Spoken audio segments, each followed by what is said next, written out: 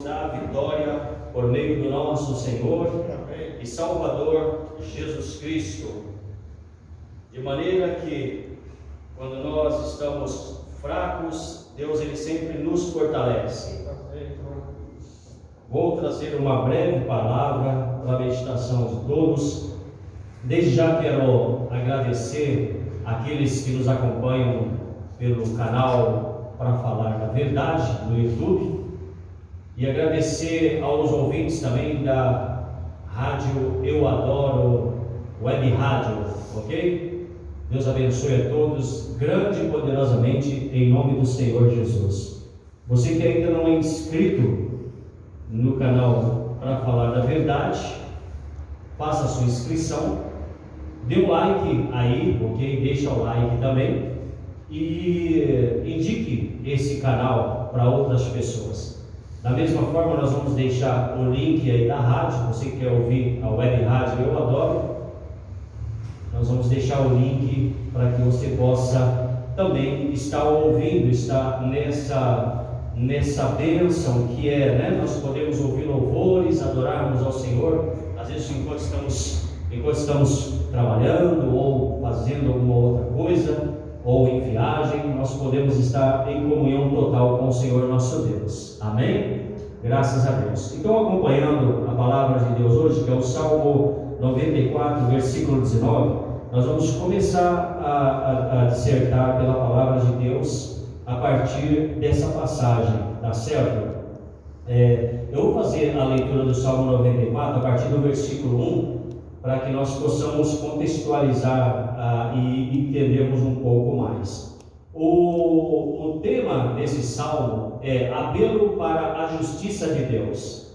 Nós louvamos a Deus por essa facilidade que nós temos, né, a partir do momento em que a Bíblia foi feita de forma impressa, tá? Os que traduziram a Bíblia dos originais gregos e hebraicos, esses que traduziram para uma outra língua, eles já começaram a providenciar a Bíblia dividida em capítulos e versículos. E também eles colocam temas na Bíblia, né? Na maioria das Bíblias escritas, nós vemos em cima um tema, ou seja, qual é o assunto principal que o autor está tratando. Graças a Deus eu digo, porque antigamente não tinha. Antigamente eram os rolos, eram os pergaminhos, tá certo? Então não tinha uma ordem específica estabelecida, né? Não tinha uma ordem, tá? É claro que a Bíblia escrita, por exemplo, essa não é a ordem precisa. Gênesis e Apocalipse, ela não obedece uma ordem de data em que esses livros foram escritos, tá? Mas essa ordem ela foi estabelecida para que nós pudéssemos nos organizarmos mais, ok? Para que a gente pudesse com facilidade identificarmos onde está escrito o que na Bíblia. Então fica mais fácil, aí você organiza melhor o seu raciocínio, tá? Como eu estou falando com pessoas simples, e eu procuro fazer isso sempre, porque na verdade Jesus sempre falou com pessoas simples, apesar de terem mais ouvintes, pessoas também que foram doutores, que ouviram Jesus também, mas a ideia de Cristo sempre foi trazer uma pregação simples e trazer o estudo da palavra de Deus de forma simples, tá certo? Então eu procuro, na medida do possível, né? Não que isso tenha mérito, ou pessoa que não faça vai ter demérito, que é a maneira exata. Jesus tem toda a sabedoria, então ele deixou para a gente um modelo de como nós iríamos fazer para ensinar as pessoas. Então, qual sempre foi a preocupação de Jesus? É fazer com que as pessoas elas recebessem a palavra de Deus e entendessem a palavra de Deus, tá? E a partir daí as pessoas começassem a pensar, a raciocinar, né? Então, o principal propósito da palavra de Deus é chamar para a razão, é tocar o raciocínio humano, né? É ir lá na razão humana. Então, por isso que Hebreus, o livro de Hebreus fala que a palavra de Deus é viva e eficaz, é mais cortante que qualquer espada aguda de 2 gumes, ela penetra até o ponto de dividir alma, espírito, juntas e medulas, e ela é apta para discernir os pensamentos e intenções do coração. Então, o principal propósito da palavra de Deus é esse, é ir lá na razão, né? é separar essa questão de razão e de emoção. Então nós não entendemos o plano da salvação com as nossas emoções. As nossas decisões, elas não são baseadas nas nossas emoções. Ainda que Deus respeite os nossos sentimentos, mas Ele não nos trata conforme os nossos sentimentos. É na nossa razão que a palavra de Deus, ela vai fazer ali tudo o que Deus deseja. Vai operar, né? Vai operar conforme o que Deus deseja. Então, para que nós tenhamos, né, a certeza de que realmente nós pregamos a palavra, nós ensinamos a palavra e as pessoas elas ouviram e elas entenderam e elas serão transformadas pela palavra, falando de forma simples. Temos que pregar de forma simples para as pessoas, ok? Nunca desprezando, é claro, o poder de Deus, aleluia, o poder do Espírito Santo. Porque Paulo, escrevendo aos Coríntios, ele fala: eu não vim até vocês trazendo palavras e baseadas em persuasão de sabedoria humana, não, mas eu vim até vocês demonstrando o poder de Deus e do Espírito Santo. Glória a Deus. Então, nós podemos pregar de Aleluia. forma simples, de forma clara para as pessoas, mas nunca deixando de lado o poder de Deus e a unção do Espírito Santo. Então esse é o meu desejo, tá? Trazendo essa palavra e também levar até vocês o conhecimento aí e fazer com que vocês tenham um entendimento. Então, só para nós focarmos aqui, sobre o que nós vamos falar hoje?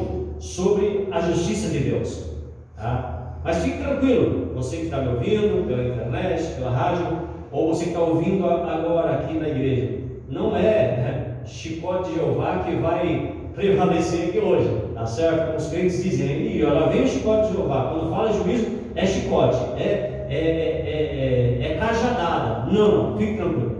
Hoje nós vamos dissertar um pouco mais sobre a justiça de Deus, exatamente na nossa fragilidade, ok? Quando nós estamos fracos, quando nós estamos oprimidos, Jesus certa vez ele falou: vinde a mim todos vós estáis cansados, sobrecarregados, estáis oprimidos, e eu vos aliviarei. Amém? Então a justiça de Deus, ela tem esse papel também na nossa vida, em nos consolar, né? Porque a palavra de Deus, ela fala também que quando nós confessarmos nossos pecados, Ele é fiel e justo para nos perdoar e purificar de todo pecado, né? De toda injustiça. Então, no momento que nós estamos fragilizados também, no momento em que nós estamos cansados, no momento que nós estamos desanimados, nesta hora também a justiça de Deus, ela vem sobre nós e ela nos levanta. Amém? A justiça de Deus é isso. A justiça de Deus, ela não tem como base abater. A justiça de Deus não tem como base a punição. Não, isso não é o propósito de Deus. Porque às vezes as pessoas elas acham que Deus é um Deus tirano. Às vezes as pessoas elas acham que Deus está com vara na mão, está com chicote na mão para castigar quem errou, quem está prestes a errar. Não! Deus é justiça. O que significa Deus é justiça? Que Deus é amor também. Que Deus é misericordioso. Tá? Que Deus ele vem sobre aquele que está necessitado, que está aflito, e Ele manifesta a justiça dele na vida daquela pessoa, e Ele levanta aquela pessoa através da justiça dele. Amém? Amém. Então vamos lá, vamos ao Salmo. Ó Senhor Deus das vinganças, ó Deus das vinganças, resplandece. Exalta-te, ó juiz da terra, dá o pago aos soberbos. Até quando, Senhor, os perversos, até quando exultarão os perversos? Proferem impiedade e falam coisas duras, vangloriam-se os que praticam a iniquidade. Esmagam o teu povo, Senhor, e oprimem a tua herança. Matam a viúva e o estrangeiro, e aos órfãos assassinam. E dizem: o Senhor não o vê, nem disso faz caso o Deus de Jacó. Atendei, ó estúpidos dentre o povo, e vós insensatos, quando sereis prudentes? O que fez o ouvido acaso não ouvirá? E o que formou os olhos será que não enxerga? Porventura quem repreende as nações não há de punir? Aquele que aos homens dá conhecimento não tem sabedoria? O Senhor conhece os pensamentos do homem, que são pensamentos vãos. Bem-aventurado o homem, Senhor, a quem tu repreendes, a quem ensinas a tua lei, para lhe dares descanso dos dias maus, até que se abra a cova para o ímpio. Pois o Senhor não há de rejeitar o seu povo, nem desamparar a sua herança. mas o juízo se converterá em justiça, e segui-la-ão todos os de coração reto. Quem se levantará a meu favor contra os perversos? Quem estará comigo contra os que praticam a iniquidade? Se não for o auxílio do Senhor, já minha alma estaria na região do silêncio. Aleluia! Quando eu digo, resvala-me o pé, a tua benignidade, Senhor, me sustém. Nos muitos cuidados que dentro de mim se multiplicam, as tuas consolações me alegram a alma. Pode acaso associar-se comigo o trono da iniquidade, o qual foge ao mal, tendo uma lei por pretexto? Ajuntam-se contra a vida do justo e condenam o sangue inocente. Mas o Senhor é o meu baluarte, o meu Deus, o rochedo em que me abrigo. Sobre eles faz recair a sua iniquidade, e pela malícia deles próprios os destruirá. O Senhor nosso Deus os exterminará. Vamos agora um pouco mais. Pai, em nome de Jesus, obrigado, Deus. Seja glorificado, Senhor, por meio dessa ministração. Sustenta-me na força do teu poder, dá-me sabedoria, ousadia e intrepidez, Senhor Deus. Capacita-me, Senhor, a pregação do teu evangelho. Eu te peço, abra as portas, Senhor Deus, da pregação da tua palavra, Senhor, seja por meio da internet, seja por qualquer outro meio que tu desejas, ó Pai. Abençoa a tua palavra, faça com que a tua palavra seja honrada. Ó Deus, eu te agradeço, Senhor, em nome de Jesus, amém. Amém.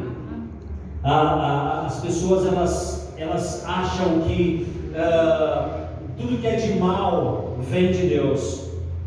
As pessoas elas acham que o mundo está indo de mal a pior. Não é porque Deus quis, não.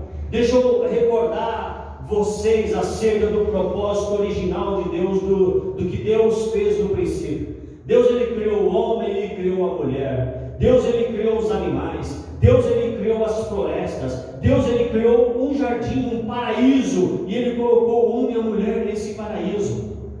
Em toda a história da criação nós vemos em Deus o propósito de querer sempre fazer bem para a raça humana. Em toda a história da criação, o propósito original de Deus qual era? Era sempre fazer com que o homem vivesse bem, sem sofrimento, sem dor. Só para vocês terem ideia, o propósito original de Deus não era que a terra viesse a dar erva daninha, não era que a terra viesse a produzir coisas ruins. Não, o propósito de Deus é que a terra fosse sempre bendita. Mas o problema, amados ouvintes, é que quando o homem pecou, quando o homem desobedeceu a Deus, ele fez cair sobre ele próprio a maldição em decorrência da desobediência.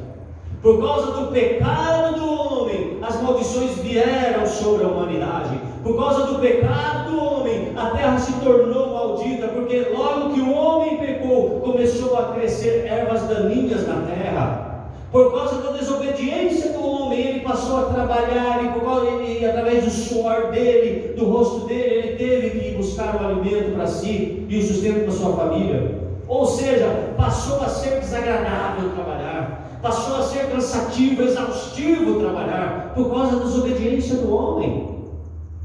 Agora, o que nós lemos nesse salmo é que a coisa já chegou num agravante tão grande que a humanidade, por se multiplicar em iniquidade, a humanidade passou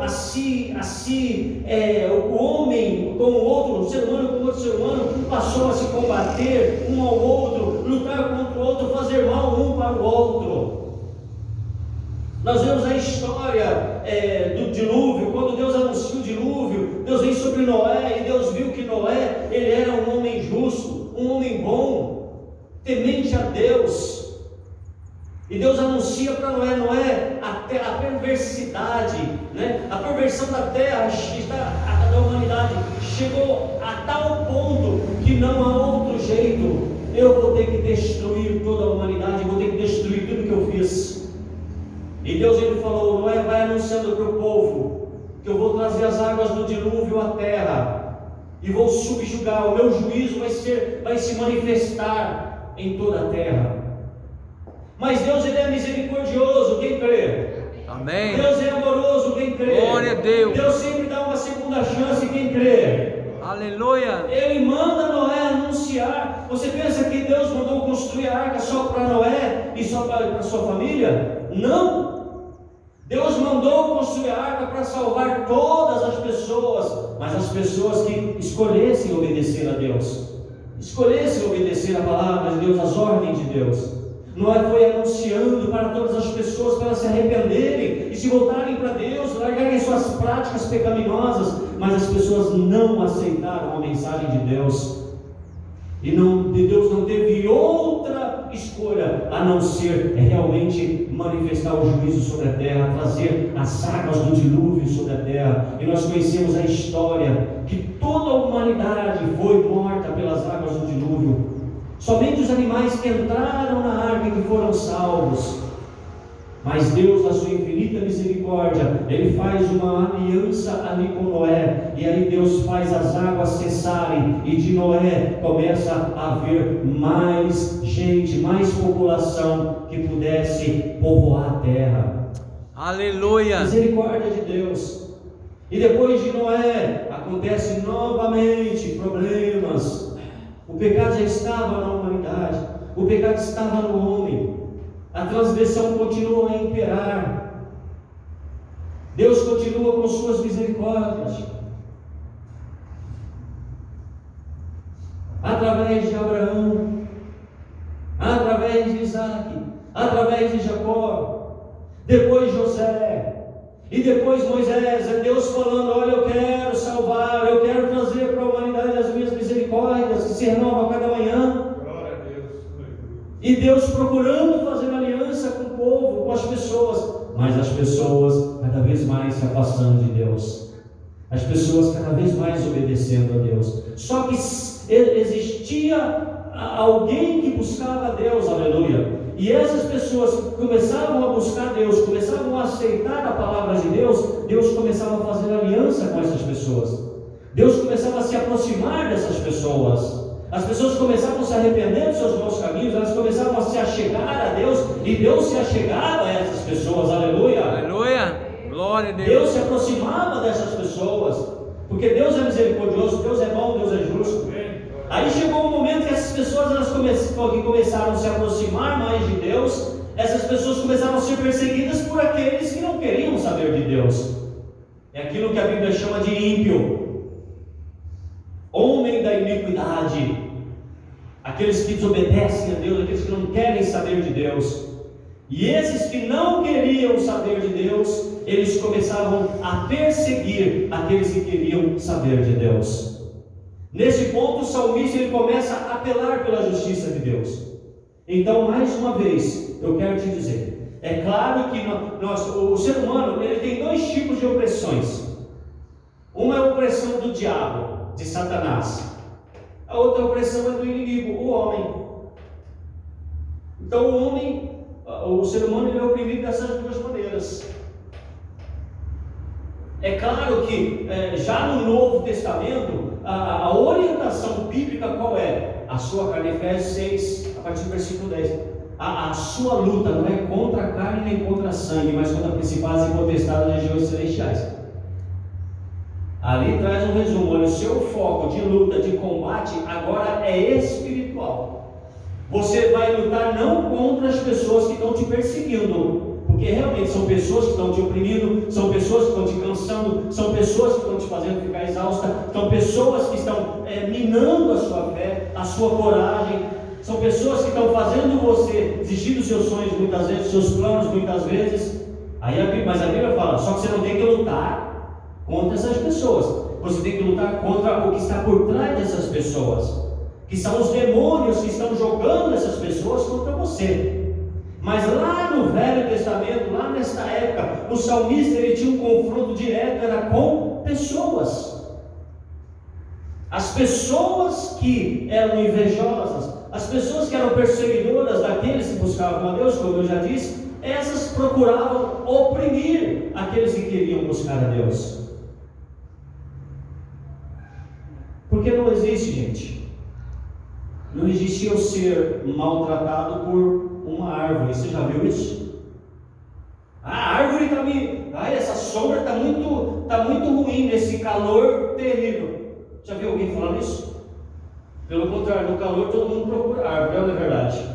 Estava andando na rua de carro, cadê uma árvore para encostar meu carro lá? Eu não quero que ser maltratado por esse sol. Não é assim? Ai, andei demais, eu preciso parar, não vou descansar numa sombra. Não é assim? Daí veio o ditado: sombra e água fresca, né? A natureza não maltrata ninguém. Uma árvore, uma montanha, uma água de uma nascente, de um mar, uma praia, uma flor. As coisas que foram criadas, elas não maltratam a gente.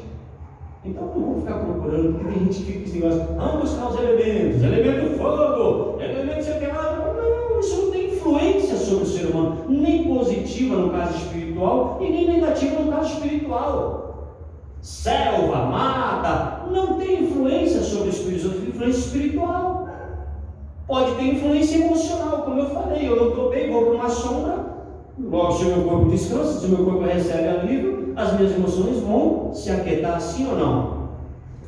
Estou estressado, é claro, se eu vou para viajar e tem uma cachoeira bonita, linda, eu olho para aquela paisagem, sim ou não? Eu sou aliviado ou não sou? Uau, não é gostoso, gente? É bom ou não é? Até aqui mesmo, a gente vai nos gardens desse aqui da vida, até o Rimberg aqui próximo, né? Tem um garden legal lá, você frequenta lá, né? A gente parece de comprar as plantinhas, você vai lá ver plantinha, aquilo dá um refrigério, não dá? Dá uma calma para a alma, não dá? Emocionalmente a gente não fica melhor? Fica melhor. Então, para a questão emocional, há uma influência.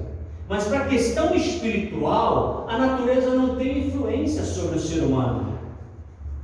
Porque senão teria que ser o contrário. Quando Deus chega lá para Adão, Deus constrói